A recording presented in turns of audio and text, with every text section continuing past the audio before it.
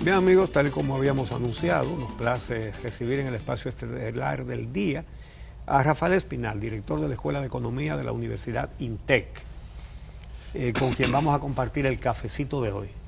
Adelante, que viene humeando. Buenos días. Buenos días, Rafael. Y bienvenido. Muchas gracias. Bueno, buenos días. Vamos a hablar de presupuesto, de endeudamiento, de déficit.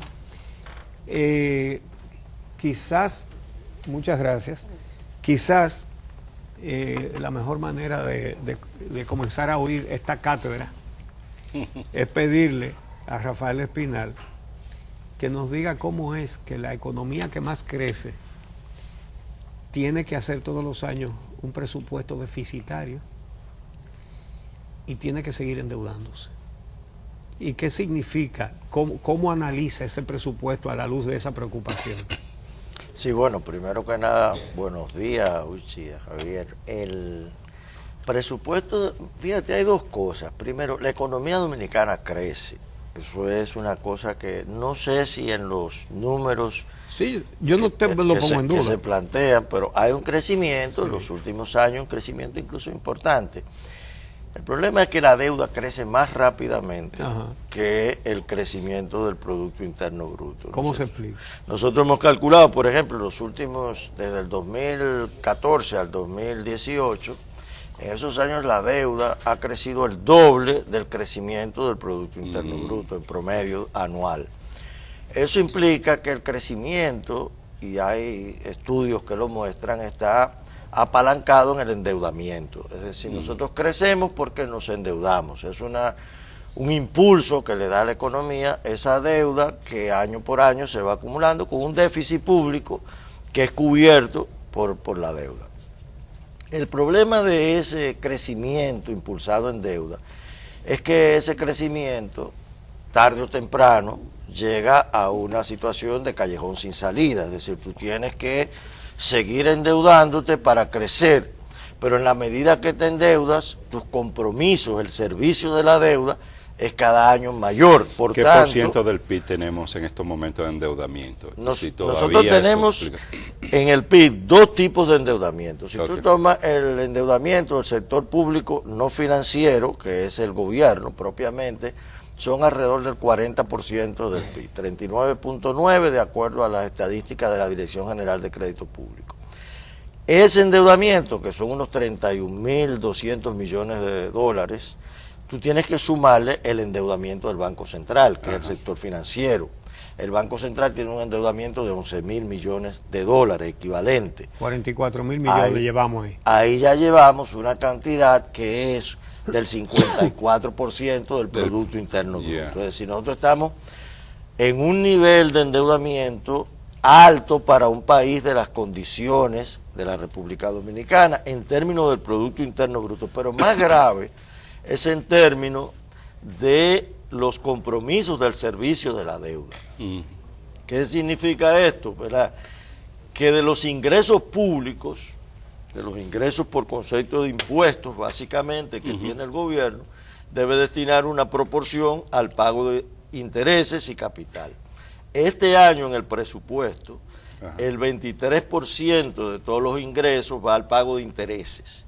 El 23%. En el 18. En el 18. ¿Qué porcentaje? 23% en la ejecución presupuestaria hasta el mes de noviembre está destinado al pago de intereses.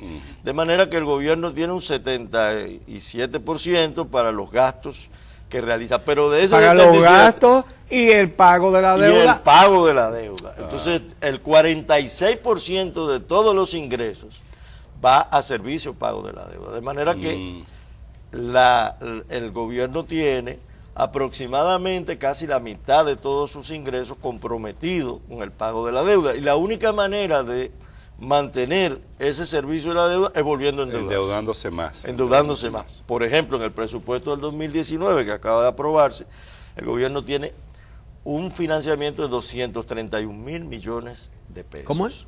231.000 millones de pesos de financiamiento. De financiamiento.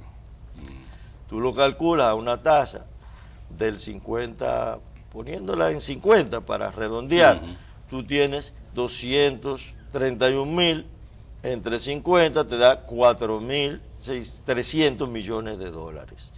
Eso es una cifra importante de endeudamiento. Ahora, ese endeudamiento va destinado, por una parte, a pago de deuda, por otra parte, a pago de servicios de deuda y a cubrir el déficit que será este año que viene de 75.000 millones el proyectado.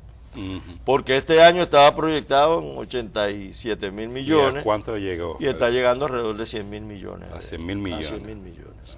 ¿Por qué? Porque con el alza del precio del petróleo, básicamente afectó lo que son las transferencias que tiene que hacer el gobierno a la corporación. Pero ha dominicana. estado más bajito que el año anterior, el petróleo. El petróleo No, ahora al 2018. final de año ha bajado desde el mes de noviembre, pero estaba presupuestado en el 2018 a 49. Y el promedio de este año el promedio habrá sido alrededor de 66 dólares, porque sí. ha bajado en el último mes a 55 dólares. Entonces, el gobierno ha tenido que asumir un subsidio al sector eléctrico mayor del que estaba previsto en el presupuesto, y eso le dispara, obviamente. Y también ha generado un problema que no ha trascendido mucho en este año, y es que el gobierno ha disminuido sustancialmente la inversión pública. Ustedes no han visto el monto de inversión que se veía en años anteriores, más lento. Por ejemplo, la carretera esta de circunvalación que ustedes comentaban, ha tenido un ritmo mucho más lento porque el gobierno ha tenido que sacrificar inversión pública para cubrir gasto corriente. Pero esa es la realidad. Pero el de la 19 economía es un dominicana. año preelectoral y la inversión va a crecer. ¿De dónde? Bueno, de endeudamiento. Es decir, más endeudamiento. Más endeudamiento, porque hay un endeudamiento, Ulla, que no está transparentado. Incluso un endeudamiento que al final va a generar una situación incluso financiera. El gobierno está endeudándose a través del Banco de Reserva con los contratistas. Tú eres contratista del Estado. ¿Qué hace el gobierno?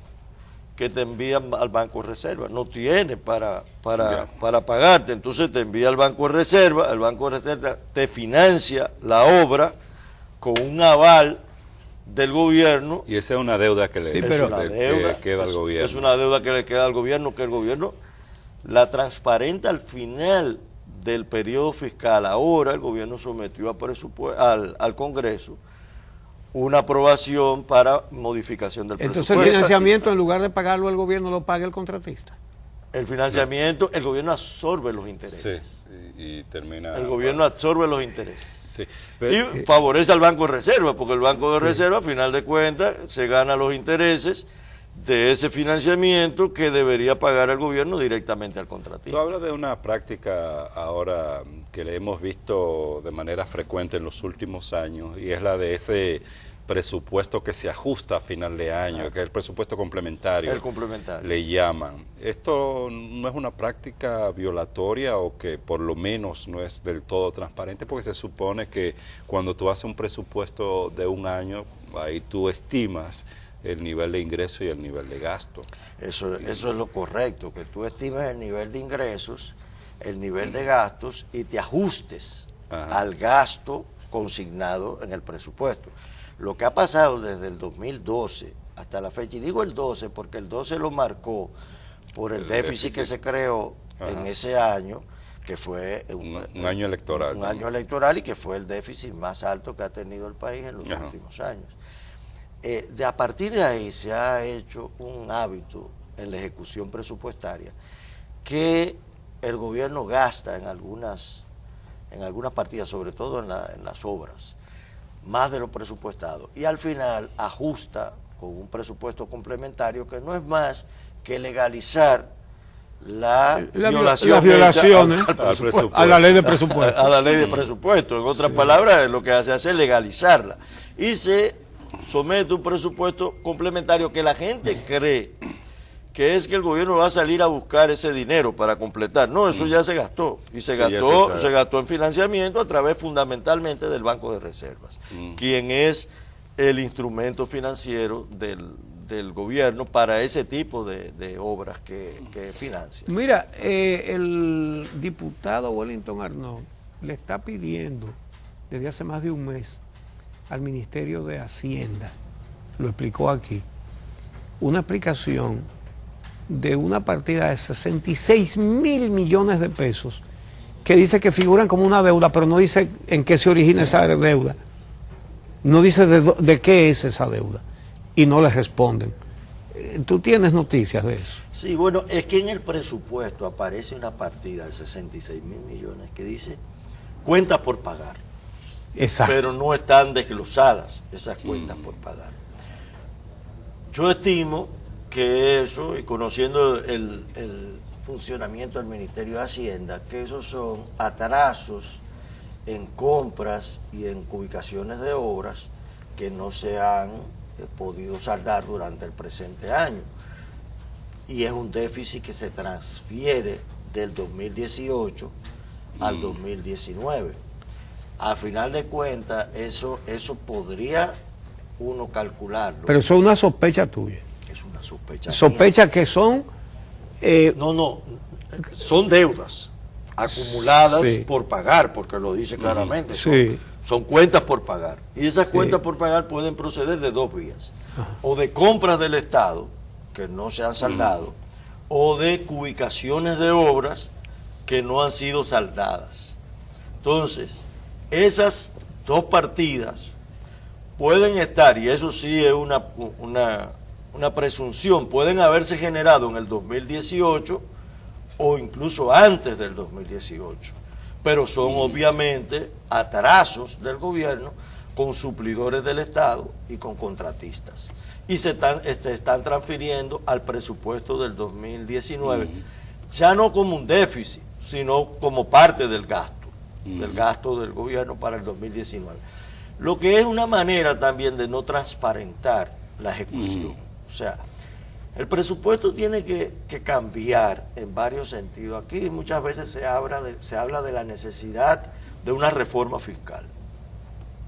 Se habla de una reforma fiscal, de un pacto fiscal, que está consignado en la Estrategia Nacional de Desarrollo. Pero ese pacto fiscal no puede verse simplemente por la vía de los ingresos. El pacto fiscal debería verse fundamentalmente por la vía del gasto.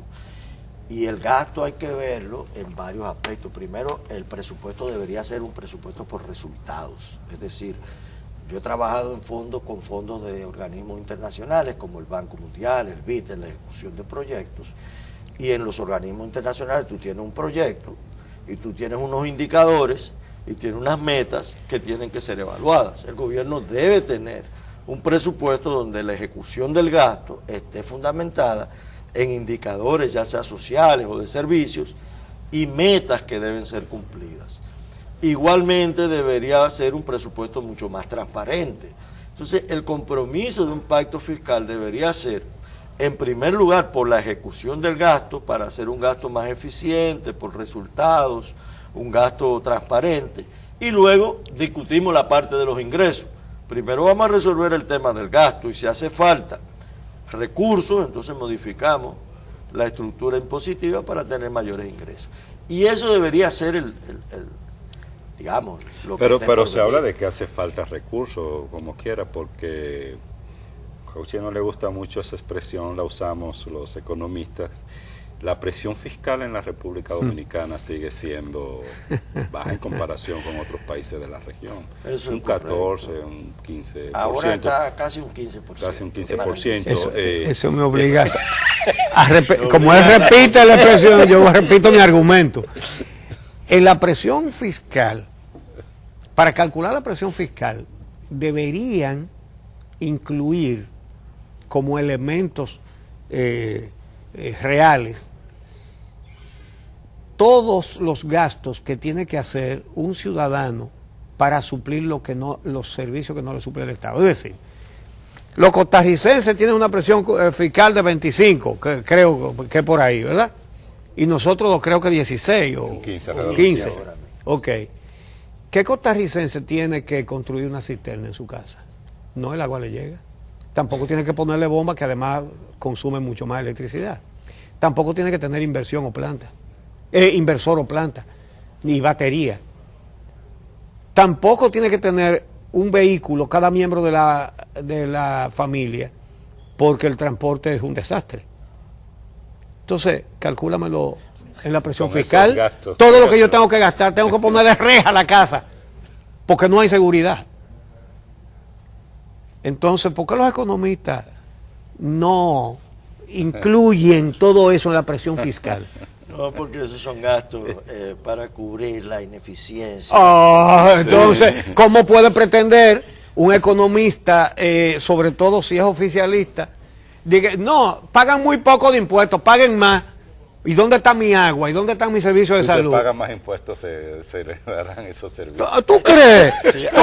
¿Tú crees que se invertirán en los servicios o que más miembros del partido van a depositar 27 mil millones? Habla de la calidad del gasto. Hay dos cosas, exacto.